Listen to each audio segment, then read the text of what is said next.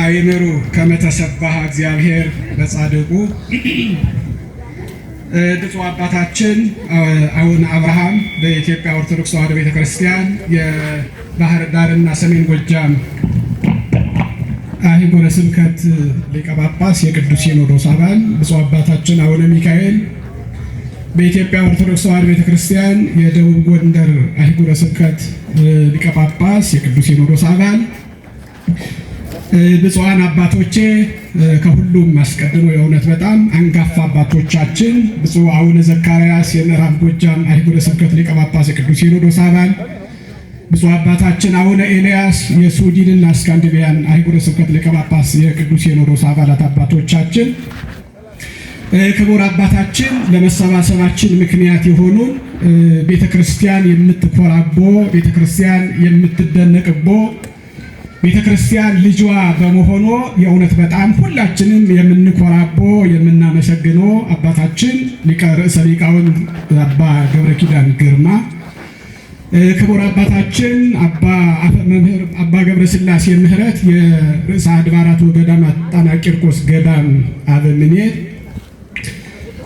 ክቡር ተቀዳሚ ከንቲባ በእውነት በጣም ከሁላችንም በላይ የሚገርም ስብከት የሰበኩን ጎሹ እንዳለማው ተቀዲመ ከንቲባ፣ ሁላችሁም ከጠቅላይ ቤተ ክህነት የመጣችሁ ክቡራን መምህራን አባቶቼ፣ ወንድሞቼ ሊቃውንት፣ ይልቁንም ደግሞ በጣም የምትገርሙ ብርቅዬና ድንቅዬ የሆናችሁ የባህር ዳር ምዕመናንና ምዕመናት ይህንን ታላቅ ህንፃ ለማስገንባት በሁሉም ዓለም ያላችሁ ኢትዮጵያውያን በአፍሪካ፣ በአውሮፓ፣ በአውስትራሊያ፣ በኤሽያ፣ በአሜሪካን ሁሉም ያላችሁም ይህንን ድምፅ የሚሰማችሁ ሁላችሁ እዚህ ቀን ያደረሰን እግዚአብሔር ክብር ምስጋና ይግባው። ክብር ምስጋና ይግባው። ብፁዓን አበው ሊቃነ ጳጳሳት፣ የተከበሩ ምክትል ከንቲባ፣ ሌሎቻችሁም አባቶቼ እኔ እጅግ ደስ ስላለኝ ደስ ሲለው ቋንቋ ያጥረዋል፣ መናገርም አይችልም። የእውነት በጣም ይህ ክልል ምን ያህል የታደለ ክልል መሆኑን ምን ያህል እድለኛ መሆኑን በተለይ በእውነት ከንቲባው እንዴት አድርገው ቤተክርስቲያናችንን እንዴት እንደገለጧት እንዴት አባታችንን እንዴት እንደገለጿቸው ገርሞኛልና በእውነት በዚህ ቀን ስለተገኘው እዚህ ቀንም ተገኝቼ አምላኬን ለማመስገን እድሉም ስላገኘው እግዚአብሔር ክብር ምስጋና ይግባው። ክብር ምስጋና ይግባው። መዝሙረኛው ልበ አምላክ ዳዊት በመዝሙር 4ኛው ምዕራፍ ላይ በጣም የሚገርም ኃይለ ቃል አለው። አይምሩ ከመተሰባህ እግዚአብሔር በጻድቁ፣ እግዚአብሔር በወዳጁ አድሮ እንዴት እንደተመሰገነ እንዴት እንደተገለገለ እግዚአብሔር እንዴት እንደተገለጠ እወቁ ይላል። በወዳጁ አድሮ ወዳጆቹን አስነስቶ ወዳጁን ባሪያውን አገልጋዩን አስነስቶ እግዚአብሔር እንዴት እንደተመሰገነ እንዴት እንደገነነ እወቁ ይላል። እጅግ ግሩም ነው የእግዚአብሔር ልጆች። ዛሬ አባታችን ርዕሰ ሊቃውንት አባ ገብረ ኪዳን ግርማ እግዚአብሔር በጻድቁ እንዴት እንደተመሰገነ እንዳለው ልበ አምላክ እችን ታላቋን 6000 ዓመት ዕድሜ ያላት ኢትዮጵያ የምትባል ሀገራችንን የፈጠረች ቤተክርስቲያን ፊደል ቀርጻ ብራና ዳምጻ እችን የመሰለችን ሀገር ውብ የሆነችው ልዩ ኢትዮጵያውያን ልዩ ቋንቋ የሚናገሩ ልዩ ህብረ መልክ ያላቸው ኢትዮጵያውያን ነገር ግን አንድ ሀገር እንደ ፈትል ተጋምደው እንዲኖሩ ምክንያት የሆነችው ኢትዮጵያ ቤተክርስቲያንን በእርሶ ምክንያት እግዚአብሔር እንዲገል በዛሬው ቀን እንዲመሰገን ፈቃዱ ስለሆነ እግዚአብሔር ክብር ምስጋና ይግባው። በእውነት ክብር ምስጋና ይግባው። አይምሩ ከመተሰባህ እግዚአብሔር በጻድቁ። ድንቅ ነው።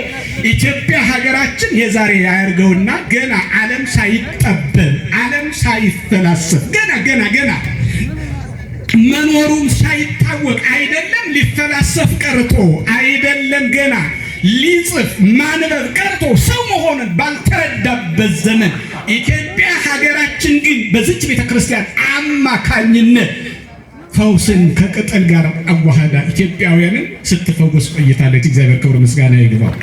ክብር ምስጋና ይግባው። ይህችን ቤተክርስቲያን ነው ዛሬ አባታችን ላይ አድሮ መድኃኔዓለም ክርስቶስ ኢየሱስ ክብር ምስጋና ይግባው። አይምሩ ከመተሰባህ እግዚአብሔር በጻድቁ። ዛሬ እግዚአብሔር ይህንን ታላቁን ሆስፒታል ፈውስ እንዲሆን ምእመናን ሁሉም ኢትዮጵያውያን ቋንቋ ሳይለይ፣ ሃይማኖት ሳይለይ፣ ነገድ ሳይለይ ሁሉም ኢትዮጵያዊ እዚህ መጥቶ እንዲታከም ስንዷ እመቤት ቤተክርስቲያን እንዲህ ናት ብለው ገለጿል። እግዚአብሔር እድሜ ይስጥልኝ አባታችን፣ በእውነት አመስግኑልኝ። እግዚአብሔር እድሜ ይስጥልን አባታችን፣ ከአይን ይጠብቆት በሏቸው። በጣም ያስፈጽሞት አባታችን እግዚአብሔር ዛሬ ቤተክርስቲያናችንን በእርሶ አድሮ ገለጠ። ይገርማል። አያችሁ የፖለቲካ ሰዎች እንዴት ቤተክርስቲያኗን እንደገለጿት። ይሄ ምንድን ነው? ጌታ እየጨረስኩ ነው።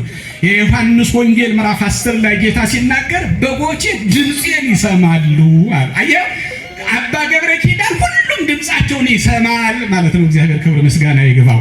እግዚአብሔር በእርሱ አድሮ ቤተክርስቲያናችን ገለጣት። እግዚአብሔር ክብር ምስጋና ይግባው።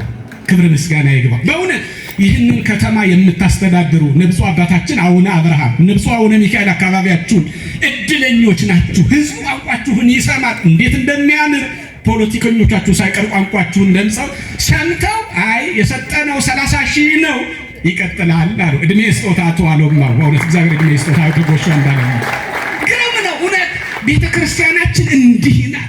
አገርን የመሰረተች ቤተክርስቲያን ቤተክርስቲያን ማን እንደ ኢትዮጵያ ኦርቶዶክስ ተዋሕዶ ቤተክርስቲያን ክብር ምስጋና ይግባው። በስተመጨረሻ በዓለም ሁሉ ያላችሁ ኢትዮጵያውያን እችን መልእክት እንድታደምጡኝ አደራ። ኢትዮጵያ ኦርቶዶክስ ተዋሕዶ ቤተክርስቲያንን የመምሪያ ኃላፊዎችን ወክዬ ነው የምናገረው። ማንኛውም ኦርቶዶክሳዊ 10 ማለት ከገቢው 10% እንዲከፍል ይጠበቅበታል።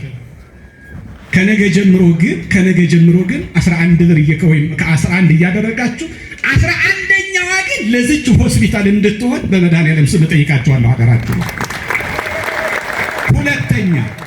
ሁለተኛ አሁን ሁሉም ኢትዮጵያዊ ቅዱስ መጽሐፍ እንደሚነግረን ታምሜ አልጠየቃችሁኝም ይላል። አንዳንድ ወንድሞቼ ጊዜ የሌላችሁ ጊዜ የሚያጥራችሁ በልዩ ልዩ ስራ የተሰማራችሁ ድውይን ለመጠየቅ በሽተኛን ለመጠየቅ ጊዜ ያጠራችሁ ሰዎች ገንዘባችሁ በዚህች ላይ ብትልኩ ታማሚ እንደጠየቃችሁ እወቁ። በዚህ ላይ የታመመ ሰው መጠየቅ ጊዜ የላችሁ ሁሉም በየቀኑ ለዚህ ሆስፒታል ገቢ ብታደርጉ በየቀኑ ድውዮችን እንደፈወሳችሁ እወቁ። ስለዚህ ሁልጊዜ በእውነት በቤተ ክርስቲያናችን ስም ይህንን ሆስፒታል ሁላችንም ተባብረን ኢትዮጵያውያን አማርኛም አይደለም ሁሉም ኢትዮጵያዊ በምትሰሙት ሁላችሁም ዘመኑ ጥሩ ዘመን ስለሆነ ስለሚተረጎም ማንም ሰው ደግሞ አማርኛን የማይሰማ ሰው ስለሌለ ሁላችንም ተባብረን ይህንን ሆስፒታል ደርሶ በተለይ በጣም ያስደነቀኝና ያስደሰተኝ በልዩ እጽ የታመሙትን እንዲሁ ዘመኑ ያመጣውን የቴክኖሎጂ ወረርሽኝ ያጠቃቸውን ኢትዮጵያውያን የሚያድጉበት ህፃናት ኢትዮጵያውያን የጉርምስና የኮረዳነት ጠባይ አሳስቷቸው ሚዲያው ማርኳቸው ልዩ ኃጢአት የሰሩ ወንድሞቻችንን እንደው በእውነት በጣም ተማርከው የለው ራሳቸውን አድፍት የሚያደርጉበትን ራሳቸውን የሚፈልጉበትን መንደር መሆኑ በዚህ ላይ ያልተባበረ ኢትዮጵያዊ 5 ጣት አለው ተብሎ አይቆጠርም። 1 ጣት እንደቆጠረ እንዳለቀብን እንደቆረጠ ይቁጠረው ያልተባበረ። ስለዚህ ሁላችንም ኢትዮጵያውያን ተባብረን ይህንን ሆስፒታል እንድናቋቁም አደራ ነው። በተረፈ ኢትዮጵያ ኦርቶዶክስ ተዋሕዶ ቤተክርስቲያን ጠቅላይ ቤተ ክህነት በተለይ ብፁዕ አቡነ ሳዊሮስ በዚህ ላይ መገኘት እንደነበረባቸው አባታችን ጋብዟቸዋል። ነገር ግን ልዩ ቅድስት ሥላሴ መንፈሳዊ ኮሌጅ ምርቃትም ስላለ በልዩ ኮሌጆች ቤተክርስቲያን ልጆቿን የምታስመርቅበት ወቅት በመሆኑ ብፁዓን አበው ሊቃነ ጳጳሳት የቅዱስ ሲኖዶስ ዋና ጸሐፊ ጠቅላይ ሥራ አስኪያጅ በወቅቱ እንግዲህ ሰላምታቸውን አቀርበው ነገር ግን በዚህ ላይ አልተገኙም። ልዩ ቀደመ ስራ ስለነበረ ነው። በተረፈ እግዚአብሔር ክብር ምስጋና ይግባው። እዚህ ቀን ያደረሰን እግዚአብሔር ክብር ምስጋና ይግባው። ርዕሰ ሊቃውንት እንኳን ደስ ያለው የኔ አባት፣ እንኳን ደስ ያለው የኔ አባት። መጨረሻ ላይ ይህንን መሬት የሰጣችሁ ሰዎች ጌታ እስኪመጣ ድረስ ቤተክርስቲያን አትረሳችሁም። በእውነት በጣም እንዴት ሆነ ሲባል ይህ ሆስፒታል ተቋቋመ፣ ተመታ፣ አለቀ፣ ተመረቀ ሲባል እነማን ነበሩ? ይህንን መሬት ማን ሰጠ ሲባል ዝክረ ስማችሁ ለዘላለም ሕያው ነው። እግዚአብሔር ከእናንተ ጋር ይሁን።